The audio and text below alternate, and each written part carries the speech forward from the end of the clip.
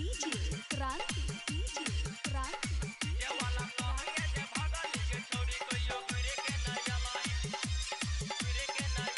माँ वैष्णवी फिल्म्स की प्रस्तुति। बंगाल से के छोड़ी जइया नाच लयलही हम जे मंगलियो तो हमारा ने देलही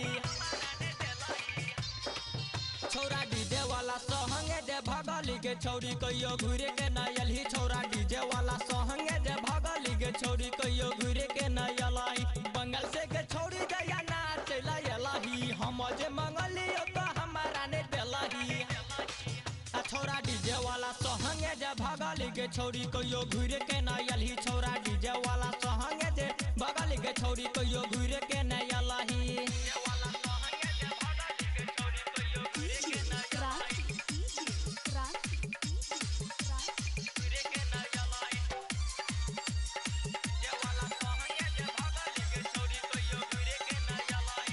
देखे में लागै छागे गोरकी तोहू बारा सुपर गे हे गई नाच छाय स्टेज पर गोरकी हिल छो तोहर ऊपर गे एना नाचने गे छोड़ी तू हटक की डीजे वाला ले तो चुमा सेट का एना नाचने गे छोड़ी तू हटक की डीजे वाला ले तो चुमा सेट का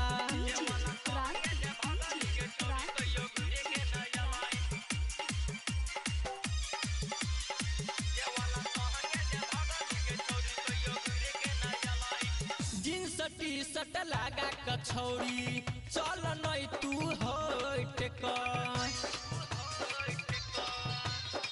नहीं तो डीजे वाला छौरा ले तो चुमा सेट एना नाचने गे छोड़ी तू हटक की डीजे वाला ले तो चुमा सेट का एना नाचने गे छोड़ी तू हटक की डीजे वाला ले तो चुमा सेट का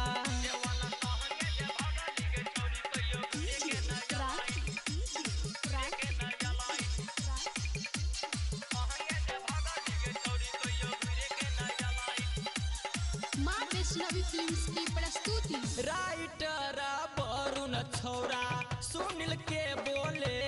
तई अबरी न दीवाना के गाना डीजे पर बजे आ छोरा माधव आलोक के मंगे बैठी गाना खूबे डीजे पे बजेबे